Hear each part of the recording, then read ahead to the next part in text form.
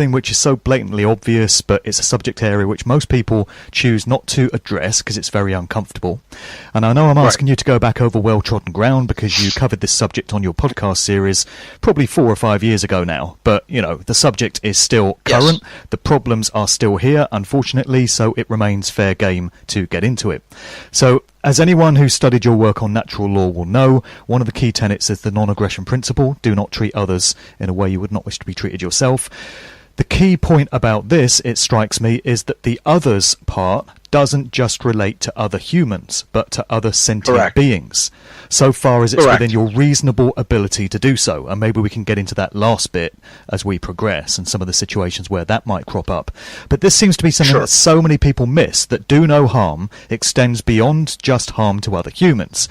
And as we've established, this isn't a matter of personal opinion. Truth and natural law go beyond any one man or woman's personal opinion, so it doesn't care a hoot for who might like it or get upset by it or believe it or choose to accept it. It goes on being the truth either way. So that's right. Maybe you could just outline how Carnism, as you refer to it, the eating of the dead flesh of animals, ties into natural law and goes against the non-aggression principle. Yeah, you know, and I want to preface this by saying that I have not really touched deeply upon this topic since I initially put this content out through my podcast series. And the reason I haven't is because it's such a hot-button issue, and it creates such division within human beings that I almost want to just leave what I put out there for people who want to look into it and check it out for themselves, but not belabor the point to create more division between people, because there's already so much division between people. It's going to be very, very difficult for us to come together on the same page regarding natural law at all and human rights at all. So I've kind of just gone a little bit easier on this issue, but my belief regarding it hasn't changed at all. My understanding regarding it hasn't really changed. Carnism, of course, is the eating of animal flesh, okay? And we could extend it even to the use of animal products as foods for human beings, or even, clothing, etc. Carnism is part of the taking of animal life, okay, and animal products for human use and consumption. And if you just think about the concept of property, of ownership, okay, and why things are wrongdoings, okay, so ownership is rightful possession, responsibility for its usage, okay, you maintain for it and care for it, etc. So my computer is my property. I own it lawfully, rightfully, because I didn't harm anybody to acquire this.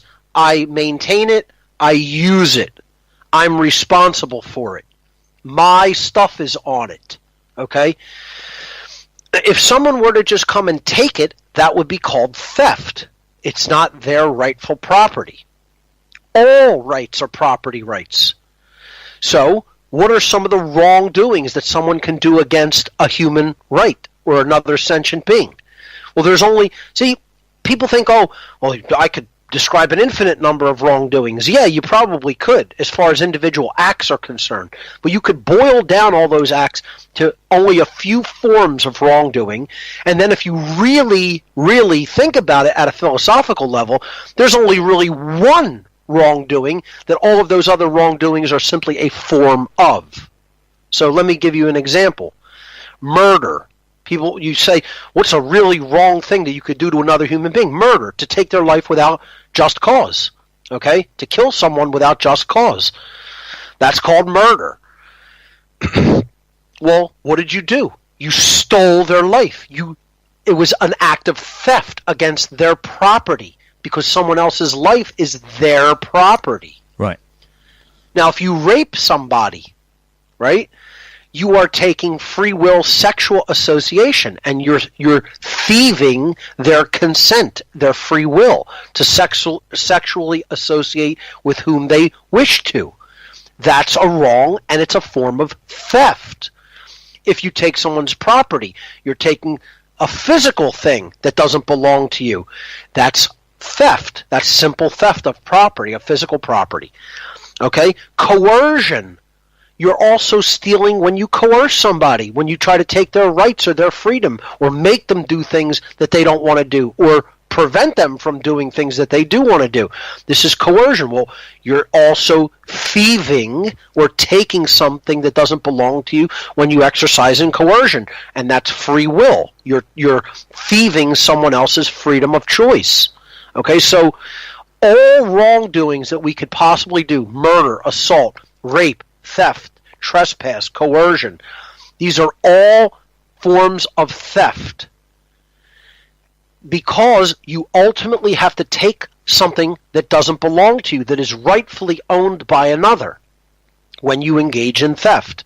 So when we apply this to not only the human kingdom but the animal kingdom, is the life of the animal that people take theirs to take? This is the only question that you really need to ask when it comes to this issue. Exactly. Was the animal's life your property to take, or was it their life? See, so in the question, there's the answer. Do we say, there's a cow, I'm going to take my life by killing that cow? Would we word a sentence like that? No, because it's not ours. Right. If you're going to go and kill that cow to eat it, you have taken the cow's life. You haven't taken against its something will. That belongs to you. Right. But I'm talking about the actual word, cows. That's the possessive of cow. Okay? Cow apostrophe S. You have taken the cow's life. Well, what does that in and of itself imply through simple language? Through the possessive, adding the possessive apostrophe S to the word cow. It means that the life belongs to the cow. It's its property. It's not your life. We word it as, well, Jim, we're going to go and kill this cow today on this farm, and the cow, that's your life, Jim. Well, you wouldn't apply the word "your" to the cow's life. I mean, I don't know how much simpler it could possibly get. You say it's the cow's life. Right there, you're acknowledging that it is not yours or mine. Okay? Right. So if it is their property and you are taking the property by killing the cow when you had no right to kill the cow, you are engaging in a form of theft, which is a wrongdoing. I think it's that people do not equate the teachings of natural law with anything beyond human life. Right. Because when you look at most organized religions, they have at the very core of their doctrines an understanding of natural law principles before all the dogma and all the rules and regulations of the holy books were added. And I think a lot of people inherently understand that at the very core of themselves, that you should not initiate violence against another human, but they don't seem to grasp that it extends to other sentient beings. They don't seem to grasp that other life forms have these same rights. That's correct. And that's because they don't apply the very simple foundational philosophical principle of ownership. So, and then many of them will make the erroneous assumption that this has to immediately be extended to the plant kingdom. And they'll say, well, plants are shown scientifically to feel, etc. Yeah, I always get that one. Plants aren't animals, okay?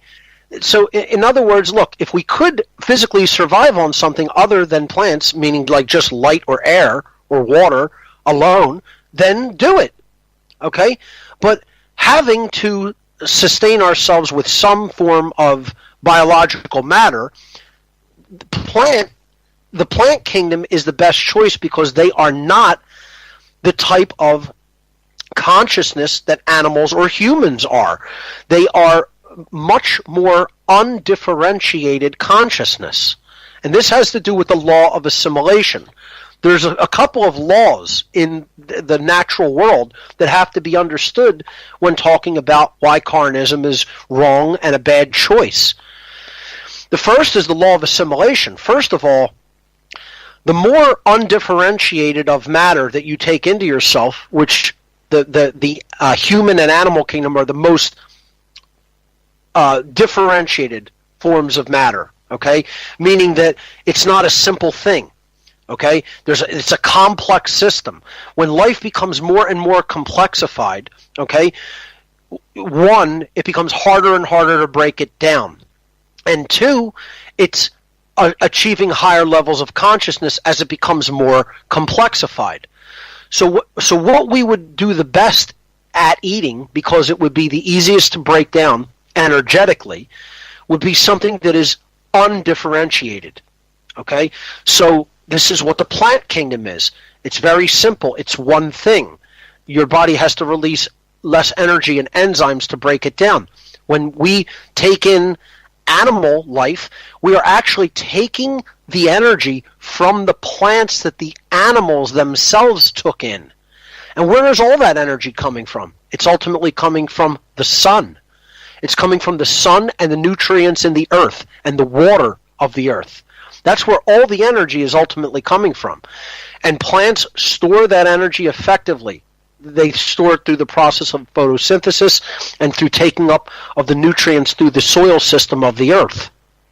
And we are symbionts with that process.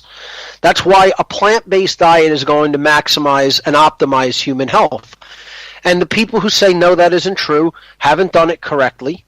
They have failed at doing that properly, right? And think that it isn't possible for others.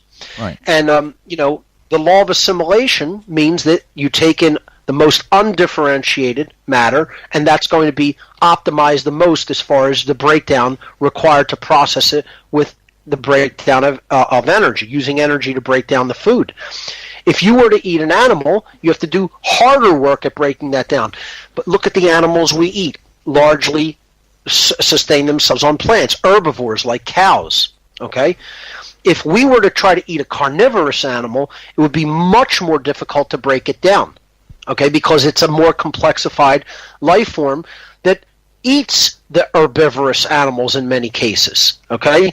And again, people will go, well, why doesn't natural law apply to the animal kingdom? Once again, natural law, the laws of morality, apply to those who have the ability to understand those laws, right, who have a holistic, who have the capacity for holistic intelligence.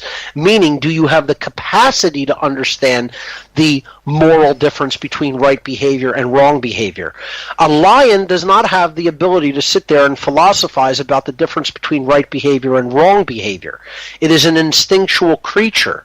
Okay? Therefore, it has a less complexified brain and central nervous system than a human being. That's why we are held to a higher standard by creation's laws than a lion is, okay? Or a snake, right, etc. Right. Okay? The moral laws of creation don't apply to the animal kingdom, but we may be still a member of the animal kingdom, but we are a separate subset of the animal kingdom. Human beings are much more complexified animals, and therefore we've crossed that dividing line, we've crossed that barrier from being a less complexified creature with a less complexified brain and central nervous system that cannot comprehend the difference between right behavior and wrong behavior into a more complexified creature with a more complexified brain and central nervous system that can comprehend the difference between right behavior and wrong behavior, and therefore the laws of nature regarding morality and behavioral choice apply to human beings. In other words, natural law applies to human beings, where it does not apply to the animal kingdom. I wanted to jump in there and say that I'm actually going to disable the comments on the YouTube version of this show because I know what's going to come, and I just can't be bothered to go through them all again. I can't be asked to hear all the same old arguments. I don't blame you. I don't blame you. Right, let me tell you why. We know what's coming. Blame you. Yeah, it's not just that. It's often people speak without really knowing what they talk about and only talk from opinion, okay? And your forum on YouTube, your place to post your video content or audio content, right, is not someone else's forum to express their often erroneous ideas. If they are free to do that, right? they're free to do that. This is why I disable comments on my YouTube videos. You come to my, see, here's the word, right? Possessive, my YouTube channel. Right. Constitutes one thing. Religion. Religion. See, people have all these religious beliefs, but don't think of them as religion because they never go deep into the psychology and the underlying philosophy and break it all down to one thing. Is that yours to take? Right. That's the only question you have to ask to know whether it's right. Do you have the right to take that? Is that rightfully yours? See, I've worded this, Mark, as the whole spiritual construct of what the earth is and what all the people are doing here. You know, want to know what it all is? We're in a massive prison. And the prison is for one particular type of criminal. And you want to know what that type of criminal is? Go ahead. Thieves. The entire earth is a construct that is a prison for thieves to reform and to recognize that they should not steal. Wow. Because that's what natural law is. Natural law can be... See, people say, I don't want to watch a 9-hour seminar, right? My 9-hour natural law seminar website and YouTube channel was broken down from 20 years of research and study. I think I did pretty well putting 20 years of research and study into 9 hours. Right. Okay? That's too long for people to watch. So then you explain to them, natural law is about not doing these harmful behaviors. Murder, assault, rape, theft, trespass, coercion, lying. Okay? Just don't do those things. You don't want those done to you, so don't do them to others. And that seems to be even too complex for people. They can't even philosophize through that. All you have to understand is 2 words, folks. 2 words. All wrongdoing can be summed up by theft. So therefore, all of natural law is about 2 words. Don't steal. That's it. Just don't take that which does not belong to you. Don't steal. All you have to ask, does the life of this being belong to you to take? And the answer is no. If you're a reasonable, logical, truthful human being, and you're not a psychopath or a religiously diseased imbecile, okay, who actually twists the words of the Bible, even though it says no such thing, and the thinking man has dominion over all life on earth, which would make him God, okay? You know, not the actual God of creation God, but you know, religious thinkers actually believe that somehow, you know, God gave us dominion over all the animals and also made us authorities over other human beings too, you know, through this thing called government. They actually believe that, you know? Right. It's all religion. You have to have a religious belief system because that's what Carnism is. Carnism is another form of a religion. Talking of religion, when it comes to the meat industry, we have the halal practice, of course, which, to my mind, is just a way of making the animal suffer even more than it would have done. And yet this is held up as a great, a noble thing by, right. you know, certain religions. The meat industry judges its success by how many more millions of animals it slaughtered this year than it did last year. It's similar to the way our insane economy operates. Companies need to make more money this year than they did last year, which is what drives up inflation and, you know, financial problems for everyone. You got the cancer industry. They judge their success by how many more patients they're treating this year than last year, not by how many they cure. And this seems to fit in very well with the satanic ideology of the dark occultists. So they love pain, misery and suffering, and the more of it that gets fed into the morphic field in which we all live, the better. So nothing better for them than to have billions of animals dying in horrific, brutal circumstances and have all that fear-based energy fed into the morphic field. That's exactly it. Exactly. And so that brings it full circle, doesn't it? Well, it does. And you have people saying that veganism is a tenet of Satanism, as if the control system is trying to get us all to go vegan. Well, how would that suit their belief system? I was involved in Satanism, Mark, and I'm telling you, they're some of the biggest meat eaters you would ever see in your life. They have no problem. They're not vegan at all, and they have no problem putting down as much meat as they possibly can into their systems. Which is what I would expect. It's a very meat-driven diet in Satanism. Right. And like you said, that's because they want this continual sacrifice, blood sacrifice to the earth and the sun. They are a solar cult that believes in continuous sacrifice of animals and human beings. And they sacrifice human beings largely during this 40-day period now, although they'll take the opportunity to do it whenever. But they sacrifice animals continuously. The earth is acting as one big altar of sacrifice. We are constantly spilling blood onto the earth through the murder of animals, through taking their life without right to do so. Right. Because we believe it's normal, natural, and necessary. And it's none of those things. Right. It's not normal. It isn't part of the true natural process on the earth. And it's not necessary because every human being can sustain themselves from what the earth grows. We do not need to take animal life to sustain ours. In the countries that we live, we have alternatives available to us. If you were living at the North Pole and you didn't have access to supermarkets and your only way of staying alive would be to kill other creatures, that would be a different matter. But we're not talking about that in Britain or America or most countries in the world where there are alternatives available. So it becomes a choice, a conscious choice. You run out of excuses. Now it's down to you and your free will choice. And people bring up that argument to me all the time. Well, what about in extreme climates where it's too cold? Yeah. What makes you believe that human beings are intended to live in those climates? That's not a natural environment for human beings to live in. We are supposed to live where the food grows, ladies and gentlemen, and not to navigate into the most harsh and extreme climates of the world where the food doesn't grow. See, the idea is, what makes you believe human beings should stay in the areas where the food doesn't grow and not physically migrate to the areas where it does grow? That's the natural process. Okay? What's unnatural is insisting food doesn't grow here, but yet I'm going to stay here. Right. That's what's unnatural. Another couple of scenarios that people raise are, supposing you were out in the wilderness and, you'd had a plane crash or something and your only way of surviving was going to be to kill some animals.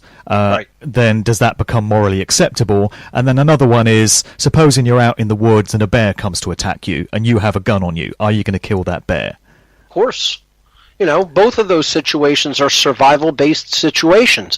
Given the choice between me surviving and being able to propagate an understanding of morality versus having to kill an animal so that I can survive, I'm going to take the opportunity that I'm afforded and sustain my life without any doubt. Right. I'm going to be honest about it. Right. The moral principle will be delayed in that instance, so that I can survive. Look at a situation of a plane crash. If there were plenty of plants around and people survived the plane crash, do you think they'd try to eat the plants? Yeah. And then if there were some small animals around that they could hunt, do you think that they would go to that next if there were no plants? Yeah. But what if there were no plants and no animals, and you see certain survival situations come up like that? Sometimes people die and they will actually sustain themselves off the human. Right. But that's the most harsh and damaging thing to the body that you could possibly put into your body would be human flesh, because that's the most complexified form on the planet that you could consume. This is why you have these sick, twisted occultists who are eating human flesh in many cases, and they develop these diseases like Kuru. People should look that up and recognize some of the so-called elite class already are infected with Kuru, which is a neurodegenerative disease caused by eating human flesh. We look at some of the behavioral things that go on with some people in politics and finance, and we look at some of their their motions of their body. You look deeper into it, and you realize these people have kuru. Look it up. You'll be horrified by it, but you'll also recognize this is actually taking place and going on in the world. Right. I think that brings it back full circle, Mark, because what we're really talking about is the season of sacrifice that's taking place all year long, and that's the ritual slaughter of animals on this planet in the that's right. hundreds of billions. Well, it has come year. full circle, yeah, and all these parts have been very connected, I would say. We're almost done, but I just wanted to throw in a comment that was made by a good friend of mine, Nathan Redette, in a separate podcast. He pointed out that slaughterhouses are often placed on key ley line vortexes, so that fear-based energy that we were talking about, that negative energy, can be amplified out into the wider energy grid. And he made the point that the United Nations headquarters in New York is situated on the site of a former slaughterhouse, which tells you a lot.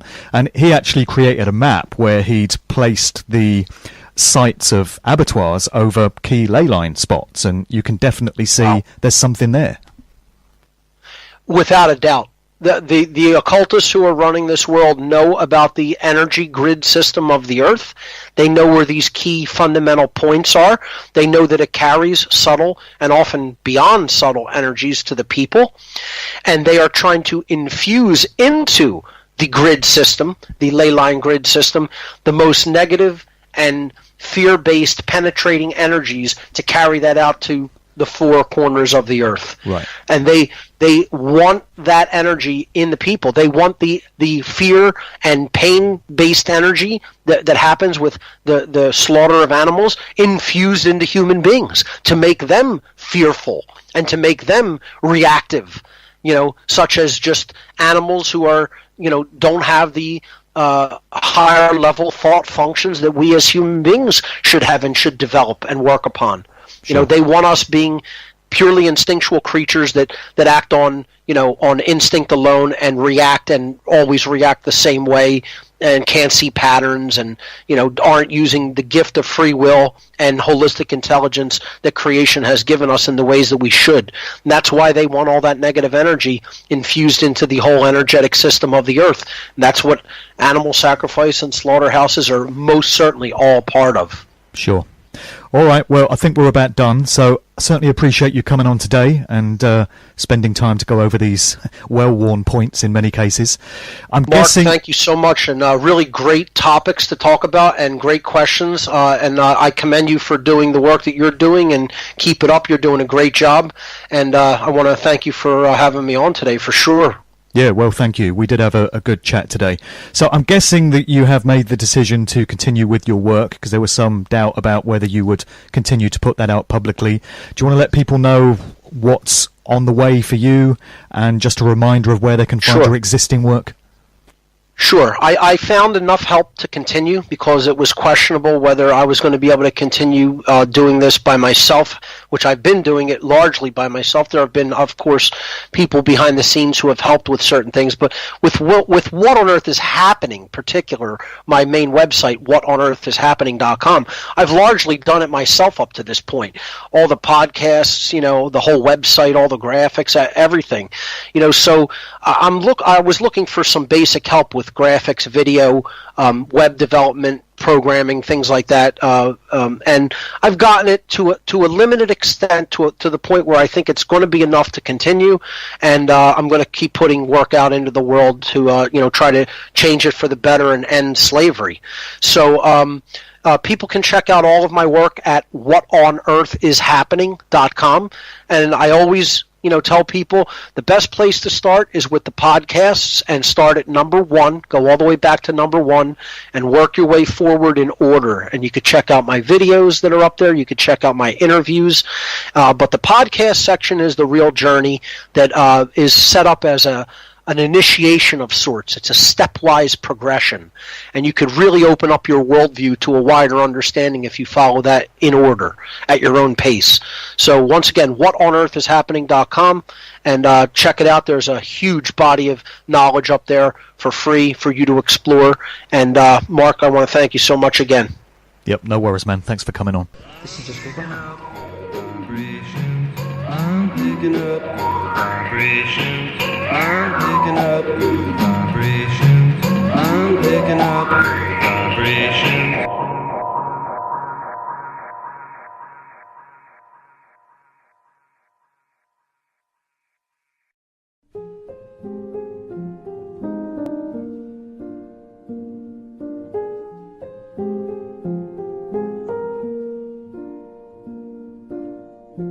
All around me are familiar faces, worn out places, worn out faces, bright and early for their daily races, going nowhere, going nowhere.